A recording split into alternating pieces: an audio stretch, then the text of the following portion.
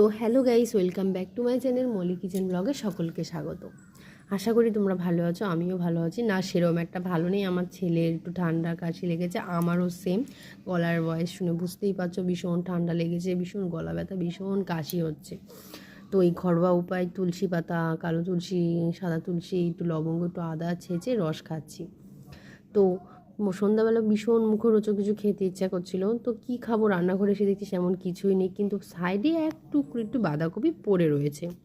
তো তখন ভাবলাম এই বাঁধাকপিটা দিয়ে কী করা যায়। একটুখানি বাঁধাকপি দিয়ে কিছুই হবে না, এর মধ্যে বেশি লাগবে অন্য কিছু, মানে অন্য কিছু বলতে মানে বাঁধাকপির যদি বড়াও বানানো হয় তো বাঁধাকপি অতটা একটুখানিতে কিচ্ছু হবে না, ওটার ভিতরে সাইডে আরও টেম্পারেচারে কিছু দিতে হবে, গুজতে হবে।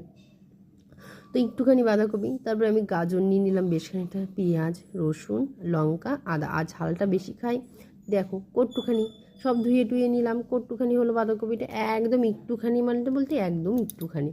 তো পেঁয়াজ কুচিয়ে নিলাম, আর ছিল সিদ্ধ আলু, যেটা সকালবেলা ভাত রান্না করার সময় আলু সিদ্ধটা একটুখানি থেকে গেছিলো, তো ওটা ফেলা যাবে।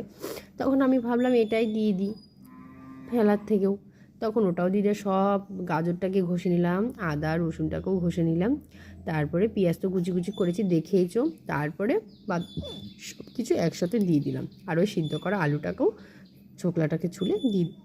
এইবার দেওয়া মশলা, নুন, হলুদ, জিরের গুঁড়ি, জিরের গুঁড়ি দিয়েছি, গরম মশলা দিয়েছি, একটু চাট মশলা দিয়েছি, আর একটুখানি তোমার ওই ধনে আর জিরেকে একটা পাউডার বানানো, যেটাকে তোমরা অনেকে ভাববে যে ওটা হলো ব্ল্যাক পেপার, কিন্তু ব্ল্যাক পেপার নয়, তো ওটা হলো ওই মশলাটাই। তো সব কিছু দিয়ে ভালো করে দিয়ে দেওয়ার পরে এবার আমি দিয়ে দিয়েছি কিন্তু চালের গুঁড়ো। এটাতে আমি সেরকম জল অ্যাড করবো না, তো ওপর দিয়ে হালকা একটু তেল দিয়ে দিয়েছি। তেলটা দিয়ে দেওয়ার পরে ভালো করে মাখার পরে দেখো একটু মুট করে নিচ্ছি, যে মুট হয় কি না, ছেড়ে কি যায় কি না। তো ভালো করে মুট করে নেওয়ার পরে আমি আবারও ভালো করে একটু মেখে নেওয়ার পর এবার আমি অল্প একটু জল অ্যাড করবো, বেশি জল অ্যাড করবো না, অল্প সামান্য একটু জল অ্যাড করব।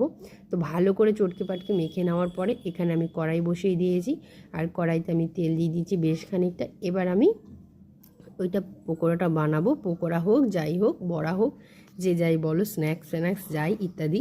তো এবার আমি ছোট্ট করে এবার এগুলোকে আমি তেলে দিয়ে দেবো। তেলে দিয়ে এবার হালকা হালকা করে দুই পিঠ আমি ভেজে নেব। খেতে ভীষণ স্বাদ হয়েছিল। কি বলবো, এটাকে বাঁধাকপির বড়া বলবো না কি মিক্স সব কিছু একটা পকোড়া বলবো আমি, কেন ওখানে সব থেকে বাঁধাকপিটাই কম ছিল, পেঁয়াজটা, রসুনটা, আদাটা তাও ঠিকঠাক, ওগুলো বেশি দেওয়া হয় না কোনো কিছুতে, গাজরটাও অনেকটা পরিমাণে ছিল। তো এখানে আমি প্রথমে দেখো এগুলোকে তো